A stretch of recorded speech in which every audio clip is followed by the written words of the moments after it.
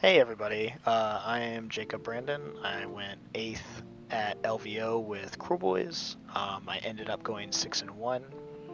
I'm here to talk about Kruleboyz and just the experience of LVO. I'm a player for the American national team. I've played Warhammer in general for 15 years now. I've been playing Kruleboyz and AOS for the last two, and I just really enjoy them.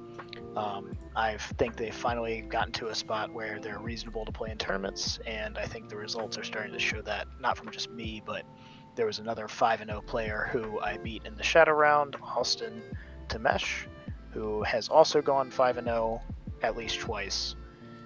So I think Kruleboyz are finally in a good spot, and I'm here to talk about them. Can I make a comment slash question about that, like just right off the bat? So Any questions? yeah. Oh, sorry. Hold on. Let me see. I think. Yeah. Sorry. Yeah. Actually, So let me pitch this to you, okay? And you tell me what you think about this. I feel like the kinds of players that are drawn to the kinds of armies out there is more impactful in this game than you would initially think. Like, we were sort of having a discussion before we hit record about how it takes a certain kind of person to want to play a Croak Bomb list, right? So I think that it takes a certain kind of person to want to play this aesthetically, whatever army with these weak rules. And it's like, Kruleboyz is very technical, and I feel like it's showing some tournament results because some actually really skilled players are taking it by the reins. And your average competitive player's like, oh, I'm not playing that. It's not good. Yeah, so this is true of most games where certain armies and certain lists are always a little bit weaker than others in the sense that power projection and mistakes are limited by the player. So Kruleboyz, unfortunately, are one of those armies where mistakes are very punishing. Oh my god, it's so bad. The saves are terrible on the scale, so most things are a 5 up or worse. Bravery. Ward saves, yeah, bravery is very bad, so leadership is an issue. And then lastly, there's no ward saves basically to speak of beyond taking generics or taking like a mount trait for something. Gobsprak with a 6 up is fine, but that is far from the average, I would say, for most armies. Well, the best that we have is fine. Yeah. On so one like unit. it's okay, but what that translates to is basically when people play this army, it's very unforgiving. So an OBR heals and has good saves. Soulblight heals. There's a lot of recursion that's coming out, especially from like cities now with the command core. Yeah. A lot of these things allow you to either play back into the game when you take a beating, or at least to take the beating up front and not lose your army. Kruleboyz don't really do this.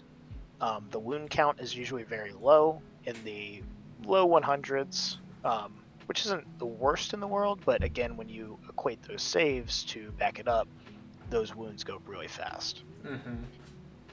So for this reason, Kruleboyz are one of the harder armies to play, and it has only gotten better in the last couple of years. When it first came out, I would say it was untenable with how the point to wound ratio was slated. Right. So how did you decide on the list that you wanted to play? Tell me. So the list ended up being the secondary version of a tournament from about a year ago. The Nova list was a little bit more all-comers, whereas this list, I think, for a field as big as LVO with 380 players, you're going to have some bad matchups, and I think the best strategy there is to just say, okay, I'm not going to tech for every matchup. I'm going to have some auto losses, which sucks, but it allows you to win more matchups more of the time. So even if you're a 90% dog versus like 3 things, which in my case was Seraphon, if you never play them, you are in much better shape versus the field that you do play when you make those concessions. So I ended up with 18 Bolt Boys, 3 Shamans, Sledge Raker with Weirden and Super Sneaky, Gobsprak, 20 Gut Rippers, 2 units of 10, 1 unit of 10 Grots, and Dagux Stab Lads, the new Warcry unit, which is insane. Can I ask? So I reviewed this unit and I thought it was terrible. Sorry, I shouldn't say that.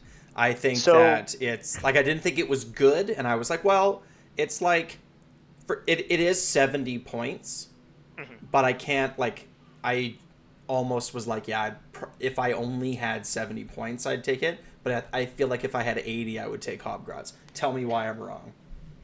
So basically, because Hobgrots plus Daggix is the same as 10 Gut Rippers, they're always going to be that combo is just better than 10 Gut Rippers. The reason being is Daggix as a standalone unit, being 70 points, is very cheap. It's very easy to throw off on the edge. Its command point freebies is actually very nice because again, you don't have to ever worry about like spending anything on it. And then lastly, it's for surround and destroy.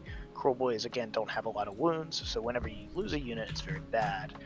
When you get surround and destroy, you want to do it as cheaply as possible. So you investing 150 points with a Hobgrot unit and Daggix as your 2 surround and destroy on the sides that you can expend on those sides is very important to not disrupt a lot of the points in your game plan. So, can I repeat back what I'm understanding you say, and you tell me what I'm missing out here? Mm-hmm. So what I'm hearing you say is that what you're really comparing Daggix to is not him in itself, but it's him and a Hobgrot unit relative Correct. to a Gut Ripper unit. Yes, Okay, correct. so then from there, what I sort of felt like your strongest argument was surround and destroy. Mm-hmm. How he so it's like you can't run 100, you can't run 2 Hobgrot units and you would be over your list. Yes, right. correct. And so we're really talking about this sort of like 10-point fine tuning, like it feels to me like this would be the last choice that you made in your list. Yeah, exactly. Right. Kruleboyz suffer like a lot of the newer armies that GW has released, where units are the bigger issue in list construction. There's only a handful of units to actually work from. Right. With originally it was just Hobgrots, Bolt Boys, and Gut Rippers. So when you don't have that many choices for units, you start to suffer where your expendability can come from. 150 points is not a very expendable unit at the end of the day with Gut Rippers.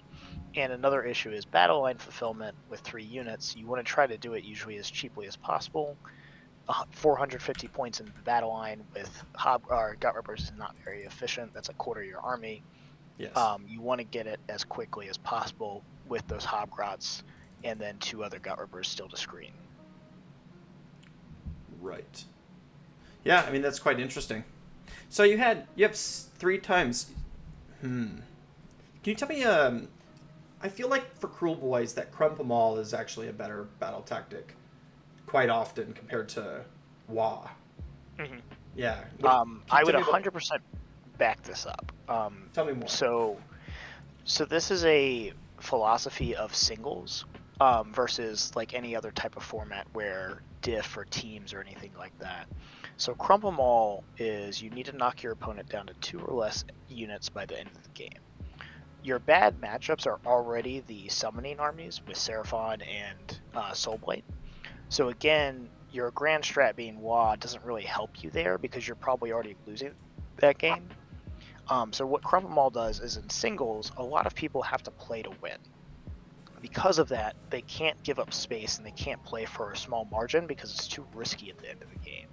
So the game results in a lot of trading or aggression. So naturally, you will fall into Crump 'em all as the game goes on, more likely than you will for Wah. Wah is you need to get battle line or your general across into your opponent's deployment zone wholly. This is again very hard for Kruleboyz because Gut Rippers are your one screen. Your battle line is very cheap, and you want to do so as cheaply as possible. So you're very likely not going to have any battle line that can accomplish this. And then also your general is one of your more hitty units, being the Sledge Raker or whoever it is. They usually don't want to be going off to just stand in the deployment zone at the end of the game. They want to be doing something on turn 5 also. Yeah, correct. So this is also a limiter that you just don't want to have in singles that'll kind of put you in awkward spots. Where Crump 'em all, if someone's standing on an objective, you want to go kill them, you're accomplishing 2 goals by doing so. Yeah, I totally get that. I guess it just shows that I haven't been playing a ton of Kruleboyz lately. Been playing mostly Big Wah, right? It's a whole different story for Big Wall because Yeah. your Workland Ironjaw units are much better at doing Wah, because either you have a very fast general who can either teleport if he's the shaman, or That's the you idea. have It's much like, more yeah. you have much more durable battle line that are more likely to live to the end of the game and then go just walk in for 3 points with like a brute or something. It's another good argument for Master of Magic too. Mm-hmm. Cool. So let's see. I mean, yeah, I feel like this list is pretty good. We talked a little bit before about like how Kruleboyz is a control army, and that you need to like seize control of the game and control space and such. Can you tell me more about like how that actually plays out on the table? Yep. So most of the games, if a player knows what they're doing, so if they haven't played Kruleboyz before, or if they're very new to the game, this won't be the result, obviously. But most games for Kruleboyz should result in a 2 to 5 point win for the Kruleboyz. The reason for this is Kruleboyz have 5 natural tactics they can do very easily, with dominance, sneak up, take that lads, which is do 10 wounds, don't take 10 wounds, surround and destroy, and then you can either do intimidate or maelstrom, find whichever one's easier. These are 5 tactics that are very easy compared to other people, and they're also very non-interactive. The reason for that is they don't require an enemy most of the time to do something. So Maelstrom's the one example there, or one caveat, and then magical dominance, again, you have to range out, obviously, and then take that, you suckers, is you have to do 10 wounds, but you have shooting, so that's not that hard. The reason for this is, what it means is you can sit for turns 1 and 2 and jockey for space and tempo with your army while still scoring reasonable points. But usually what happens in my games is for the first 2 turns, I will take a 1 to 2 point deficit by either taking a 5-4 twice, or like a 5-5 and then a 5-4 once, to basically thin your opponent out with your side damage, which is coming from your Bolt Boys, while maintaining a safe distance with your screens and pressuring their army. This is also why I take low drops, is because you want to maintain the double priority, because the big problem with Kruleboyz is, again, back to that wound deficit, you can't really take a double, and that was my one loss in LVO, was my opponent won the priority turn 1, gave it away into a bad double for myself, and then back to me the next turn with his double, and he just blew through my army. Right. Yeah, the only strategy. So I think that the only argument I feel that you can make for not being low dropping Kruleboyz is if you wanted to play a list that was super gut rippa heavy. I saw another list that was 2 times 20 gut rippas with a kill boss on foot that stood in between. And that was Austin, the other 5-0 Kruleboy. And I really like that list too. His list is very good. It's only a slight difference, but it's worse in the mirror, and then it also folds to the same things, where Seraphon is going to blow it up because it doesn't really stop it. No. And then Soul Blight is another issue because, again, you just lose the long game of recursion. You don't have the quantity to actually kill everything. Yeah, I mean, it's still a Kruleboyz army at the end of the day, right? Yeah. But it's like a different kind of, like I can see that like if someone was like, hey, like which list is better? I would say, well, it really comes down to the way that you want to play the game. Like, what kind of player are you, right? And how do you want to win, essentially? They both have merits. I think the artifact is basically an auto take. I think Mork's Pebble is the only one of real value. It shores up the KO matchup, and it shores up the Shark matchup as well. Sure. There's a lot of value there. Sharks and KO are running around, and as we saw in the final, even 6 steam tanks is an issue, and that'll really, really help in those games. The only other artifact I've thought might be worth playing is if you're playing a 90-point kill boss, to give him an Arcane Tome. Yeah, if you're going to super high drops, then it won't matter at that point, and why not? The other big issue I do disagree with Austin with was the high drops versus the low drops, is one of your tempo plays is versus Seraphon, which is a bad matchup. You really need to go first in some scenarios and just try to kill Croak, either with a super sneaky all-in with Disappearing Act, are to try to teleport your Boltboys up and shoot him turn 1. And It's just not hope great. for a good roll. Yeah. Yeah, it's not great. It 'Cause doesn't you're feel right. good, but the problem is you cannot go 5 turns with that army. You will just No. get tabled. If you Cleanse can the take him Realm, out right away before he gets to even do anything, you can win Yeah. that game. Yeah, and that's basically it, because after you get Cleanse the Realm twice, the game's basically over. So whoever can hold 2 turns is very, very important to just go first and try to do as much damage and then hold your 60%. I find that the bravery is brutal. If you have 3 times 6 Boltboys, like your Boltboys are running. Like there's nothing you're gonna do. That is the big issue. And then again, your damage is gone, it's just game over. Yeah, the Cleanse the Realm is just too much. You hope they roll low on a couple, like maybe lose a Boltboy here or there, but you just can't take 2 turns of that. It won't matter what you do or how defensive you play. No. You'll just get blown up unless you're just like magical and they roll all ones. Yeah, and I feel like the Croak Bomb like does that to a lot of different armies. Yeah. So that's why it's not fun to play. Yeah, you got to recognize when you have to go for your 40% because you're just going to lose your 99% in the long run. Exactly. Yeah. And again, I mean, this sort of loops back to the point I was trying to make at the beginning, where some good players have got Kruleboyz in their reins, right? And that's why they can do well, because you kind of figured out all these little matchup stuff, everything.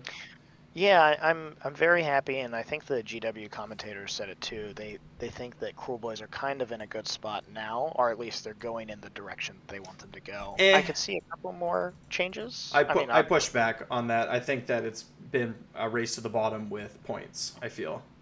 Yeah. Right? I mean, it's not that the army is like actually good and like actually interesting. Or like actually strong. It's just fewer and fewer points and cheaper. Yeah, and I'm telling you too, like on hearing from people in Discord and comments, it's like lots of Kruleboy players just get their butts whooped at their local game store, because it's like a high skill army. Like it really is a high skill army. I think that is much more the issue of the army, which makes a bad army. Yeah, it's not a good thing, right? I don't think that'll change until a new book happens. Unfortunately, that's just kind of the way it is, because nobody wants to break the point where the units are just so cheap that they're good because their wound density is so high compared to their cost. Like, nobody wants to play that. Correct. Like, exactly. So I feel like it's as you were mentioning, it was it's having the support pieces, right? Like, I think, for example, the Snarl Thing Riders and the whatever the other one is, Rippa-Thangs, right? Like those, or Rippas, whatever they're called. They're actually Kruleboy units in disguise. They don't really goblin units. Yeah, Snarl Fangs, whatever it is, I can't remember. I'm terrible. Yeah, I know it's a special name, but yeah. But they should almost have a little bit of a swamp aesthetic and be almost like mini Nashtoofs, kinda, something like that, and then they should just be Kruleboyz. That's exactly what that unit is. That is one thing that Kruleboyz are missing, and I've talked to people about. I wish a cav unit or a monstrous infantry unit would be added to give it some type of flexibility, because as of right now, it's just heroes and foot troops. Yeah. Like a wild Maw Crusher would be dope. Yeah. Right, or like a pig, like not like with a rider, but like a wild boar. Or like something. Exactly, or like a big beast just on a chain, right, with nobody on top, something like that. There's so many different things they could do, and I'm sure that they will do something good. The sculpts for Kruleboyz have been really good, and I'm sure that if the army was good, they would sell a lot of models. Yeah. Right. But overall, I think it's gotten a lot better, and I hope it to improve too. Yes, it has. Pity tactics. Pity tactics, unfortunately, do work. Yeah. So I have to say, looping back to the battle tactics, are the list that you sort of gave is super reasonable. It's a super reasonable list, a very achievable list of battle tactics. The only question can you just repeat? I think I had it. Yeah, do you want to just tell me again what that list is? Yep. So the order is flexible, obviously, because it'll depend on the matchup. But Magical Dominance, Sneak Up, Take That, You Suckers. Those are both the Kruleboy specific ones. Intimidate, Surround and Destroy, and then Maelstrom. So that is 6, and then you only need to find 5 of those in your game. But I think finding 5 of those is very reasonable. Yep. With Surround and Destroy and Magical Dominance being usually the early ones, but Magical Dominance can flex later, obviously, if you've run away or there's no wizards left. And Sneak Up and Take That You Suckers are also very flexible as well, where they can be done early or they can be done late, depending on the game state. Mail.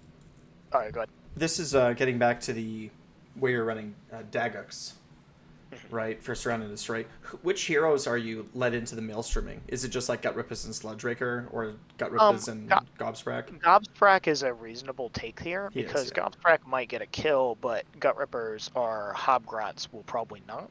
And then Gobsprak obviously is capped on damage. He won't do too much damage. He does like he does like 9, I think, on average. Well, and then he can the one thing with him I feel is I think it's the Stinger, where it's like 1 attack but it does D6 damage. Yeah. So you can kind of spike there and deal like 4 more damage than you were expecting. The good thing about Kruleboyz is it's actually very easy to go down on damage when you want to, especially with your battle line. You can just choose to not pile in, and Gutrippers are actually very bad at doing damage. They will randomly spike high when they all get to attack, obviously 21 attacks, mortals and 6s if the Sludgeraker's nearby. Right. But if you want to pull them out of the Sludgeraker range, that'll curb your damage. You can just choose not to attack with the ones you don't pile in. You can very easily make it so Maelstrom is an accomplishable tactic. Sure. That sounds fair. Yeah, this list sounds great. I'm a big fan. I've struggled. So Magical Dominance, does that mean that, because you're choosing priority here, does that mean that you keep Gobsprak out of 30 and cast and then move into 30? And that's another reason to be like a 2-drop? So Magical Dominance is going to be very dependent on what you're playing first, more than your setup. So against Khorne, for example, it's very important to take Magical Dominance turn 1, because they'll have an auto unbind following that up. So in that case, I will deploy like my stuff out of 30. In some other games, I'll stick a Shaman just in the back out of 30.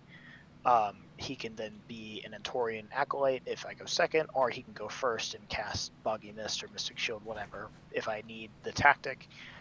That is going to be a game depending on how much magic I actually need.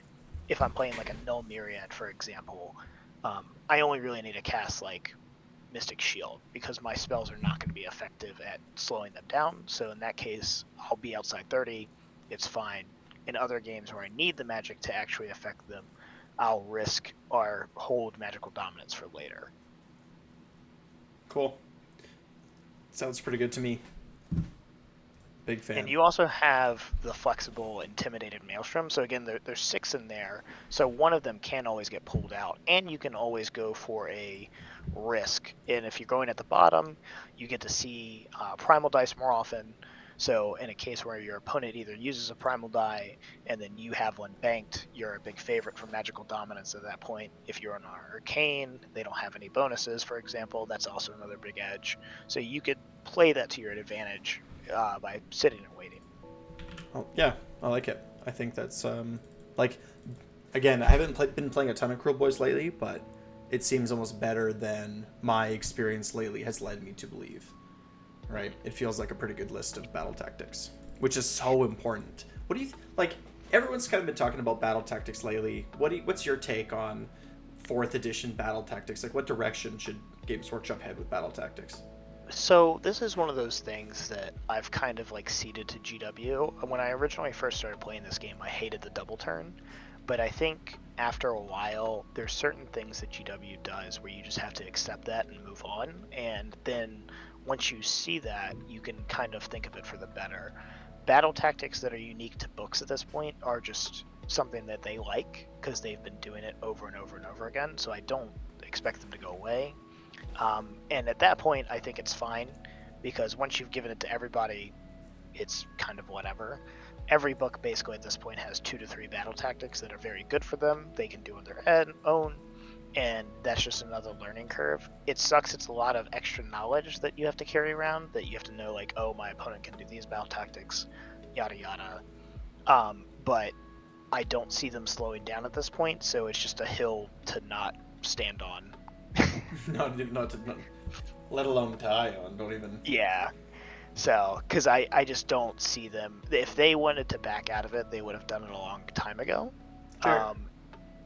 And in that case, you just got to ride the wave. I mean, that's a fair take. So it's based on the premise that they're not going anywhere. Yeah. Right. So I mean, fair. That's a fair. Position. I would just kind of think that they have to be well balanced between armies. I think that's a requirement from a competitive play. Correct. Right. And so based on that premise, there's only two ways to balance them. One, or three ways, I should say. One is to be really, really good at writing them, which is an unrealistic expectation. Let's be honest. Right? Yeah, Two is you provide a large number of them and hope that something sticks to the wall. That's another way that you can do it. Which is like, I think probably I don't know, not the best maybe, but I feel like that's a reasonable. It's like, okay, every book has like 15. Just like something stupid, and we're gonna hope that every book has at least, even that's not a very good idea, to be honest. It'll still be imbalanced. Some will just have 5 or 6 that are good. So the only actual way to do it is to constantly change them and update them. For GW to take more of a position of this particular rule is going to be like digital, right? Like it's for the competitive players really only. And every book has 3, and we're just going to like tweak them all until they're all good. They're all like achievable, and that's it. I can't think of any other way that you could do it besides that. Well, the original release is basically 4 to 6 at this point of battle tactics. I think they're starting to lean much more in the 4 range. And this is where those pity tactics kind of come in, where GW can add and take away that 1 or 2 extra battle tactics that really, really change the point outcome for that army. So Skaven got an additional tactic. They saw a huge win rate increase. Yes, maybe so it's not impactful. Yeah, maybe it's not all due to that. Maybe the points on the bells dropping was a little bit more impactful. Game is complicated. Could be changes in other armies that affected their matchups. It could. But we've seen the battle tactics that have been added significantly increase win rates. So that seems to be the easy fix and the easy takeaway in this case too. Sure. Yeah, I mean it's tricky, but I mean we'll see what happens in 4th edition. Which segue? What are your 4th edition wish list items for Kruleboyz? I think we covered it. Where I would just love 1 or 2 more units. I don't mind the warband things. We've gotten I think 3 now. 2 Manox and Dagox. And the Warcry stuff. The Beast Killers are pretty cool. Sure. I like them as a unit, but I would love some more units. Again, I want either a monstrous infantry or I want a kind of a cav. It doesn't need to be pure cav because I don't really know what they would be riding. Maybe like Jaguars, like a smaller Gnashtooth.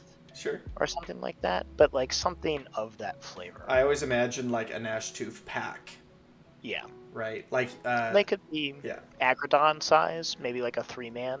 I'm not too picky. Yeah. Or 3-man 32 millimeter units I think would be cool, and so you can actually take them in quite a small unit for a few points. They can almost be like scouts kinda, and then like something riding. I mean pigs, like all the orcs ride pigs. Like it'd be cool for Kruleboyz to have like swamp pigs. I don't know, something like that. I would just like something that's actually made for Age of Sigmar and not for another game that we just get a little tag on at the end. Yeah.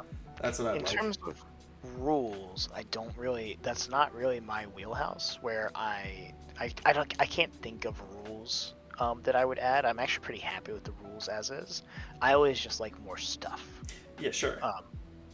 More stuff is always more exciting because there's more list opportunities and more possibilities within that list. My take on rules is take the best things that Kruleboyz have. So like super sneaky, for example, invisible, like Ridden Blades, subfaction ability, and just bake them into the core rules and then write new rules on top. Like Kruleboyz' fundamental problem is that there's not enough rules. Yeah. Right? Like it's like we just need more rules.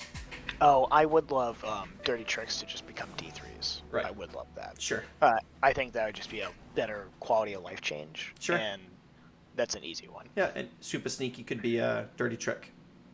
Right? Something like that. Cool, man. Was there anything else you wanted to add? I feel like we did a pretty good job. Is there any ideas that we didn't talk about? Anything about LVO in particular you wanted to share? Cities are a little overtuned right now. I hope they don't get nerfed too much. My only problem with cities was the command core, Yeah, but I very think good. GW was very aware with 4 of them being on the final table.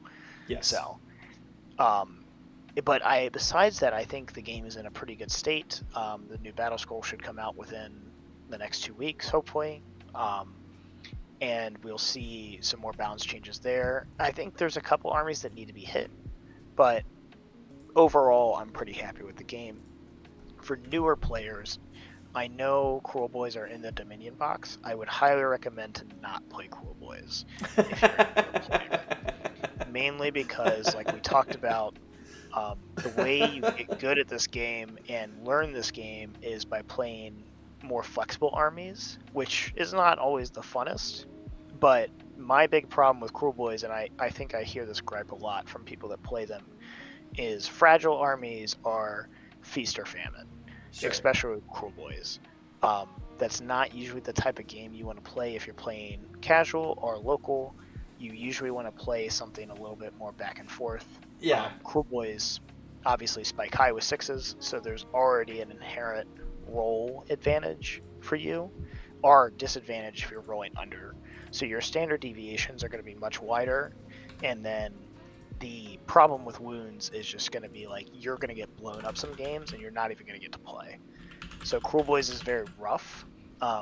I personally think Bigwa is the perfect starting army, and then you start segueing into pure Kruleboyz. I was going to say that exact thing.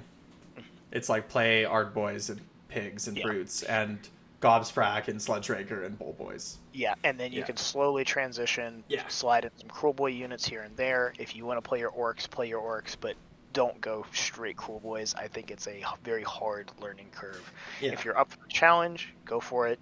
More power to you. But again, I think it's still one of the harder armies to play in Age of Sigmar right now. Well, from a collector's perspective, it's like you should start with Big Wad because then you get to collect a little bit of everything, and then whatever orc you collect, you can play with, right? It's just like that's cool. And then from a hobbyist perspective, I feel like you should start with Big Wad because it's more model range, like diversity to paint, right? You can sort of build and paint all these different kinds of orcs. And there's sort of, but however you want to do it, right? You can do like you can do like fun like mega gargants. You can do like all kinds of things and just like throw them in your list. You could do lots of gits, right? You can just run the gamut of green skin destruction models and just paint whatever, build and paint whatever floats your boat kind of deal. Like that's a pretty cool thing, right?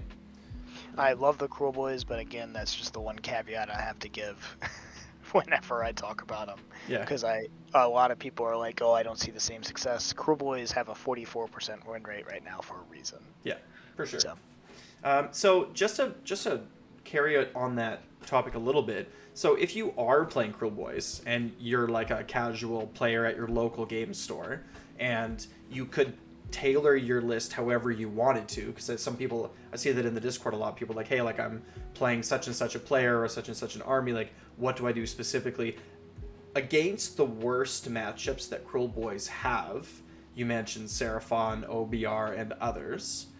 What specific list tweaks would you make? What units would you add or remove from your list to help counter these difficult to beat armies? So actually one of the few units I really love is the Corpse Ripper Vultures. At Nova, I ran a melee vulture, and I ran Fasten on a Sledge Raker. Cool. The reason for this is the Kruleboy Law is one of the best mechanics we have, where you get to fight with 3 things, including your general. So you can be very explosive. And against a lot of these armies, they don't handle explosiveness very well. So once you start playing like 3 big monsters, you could even run. I've seen lists that ran Scumdrick and a Snatcher Boss on Sledge Raker. These types of things are very, very hard for your opponent to deal with because you just break out of the game and you'll blow through a lot of stuff. Those are the type of lists that are a lot of fun to play also because you're playing with a bunch of monsters. You're very fast, you're very mobile, and when you get there, you do a ton. So I'd recommend kind of leaning into the monster mash. Right. It's a lot of fun. You like the Breaker Boss?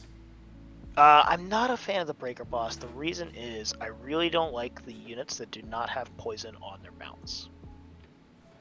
Sure. I mean, I guess he's one of those units that just trades it up for rend.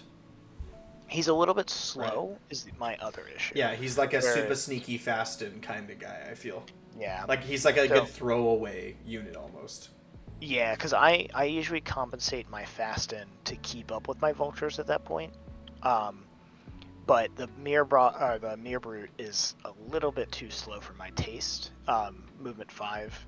So, True. He is slow. I do really like the Vulture. I'm a big fan of the Vulture. The melee Vulture is super cheap at 200 points and is very, very good. Fast. Very fast. The damage with the poison from a shaman is actually very reasonable on him as well. Yes. So. That's the thing too, right? Like the bolt poise are obviously like a fantastic target, but for the poison, but Gobsprack is actually pretty decent. Sludge Raker is pretty decent, right? Like they can pump out a lot of damage for sure. And then this is a little bit expensive, but running reinforced beast killer dudes, so 2 of them, is actually a ton of damage to do with the Sludge Raker and with poison. It's a lot of attacks. It's equivalent in attacks to Gut Rippers, and it does a little bit. It has rend obviously, so it's a little bit better. But there's a lot of like kind of aggro melee armies you can play still under Grinning Blades to curb that range damage that you take before you get in. So there's a lot you can do there, and it's very fun because it's very active. You're running at your opponent. They can't shoot you, and then when you get in, you do a ton of damage. Cool. Well, thanks again. Thanks for taking the time to talk with me today, man. It's been a great, very insightful conversation. Yeah, no problem. Check me out on Discord. My name's Azrael. I respond in the AOS coach chat, and then I'm also in the Team America chat if you ever want to talk. I'm always open to talk about Kruleboyz and answer any questions. Thanks again. Thanks for having me on. He looks like Darth Vader.